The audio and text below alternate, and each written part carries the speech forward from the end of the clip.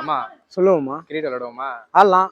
சின்ன பசங்க தான் ஏமாத்திட்டு ஒரு 4 பால் பேட்டிங் பிடிச்சிட்டு வீட்டுக்கு கிளம்பிடுவோம். 2 ஓவர் விளையாடுவோம். 2 ஓவர்னா ஃபுல்லா விளையாண்டு போயிடுவோம். வா பாப்போம், தட்டி விடுவோம் பசங்களை. ஏய் தம்பி,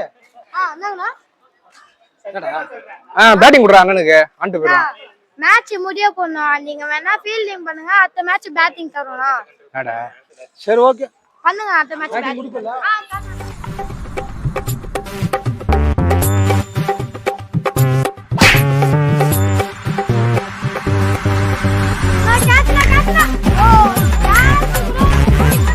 மாமா இப்போடா வயசான காலத்துல எதுடா ஓட விடுறீங்க?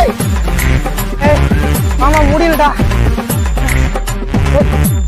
எப்பதான்டா மேட்ச் முடிப்பீங்க? அதோ முடிஞ்சிரணும். ஏய் பால போடுறா. ஏய் மாமா அவுட் அவுட் அவுட். மாமா என்ன கடிங்க?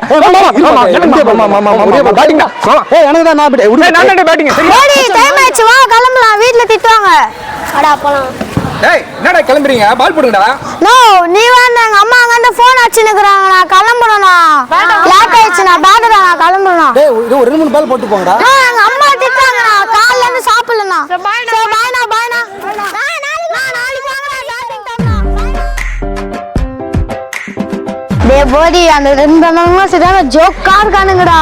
ஆமாண்டா, பேட்டிங் தர நம்பி ஃபீல்டிங் பார்த்தா நின்று போயிட்டாங்கடா. நாளைக்கும் நம்ம இந்த மாதிரி வந்து பேட்டிங் தர மாதிரி ஏமாத்திட்டு அப்படியே போயிடலாம்டா. ஆமாண்டா, சூப்பரா அந்த மாதிரியே பண்ணலாம்டா.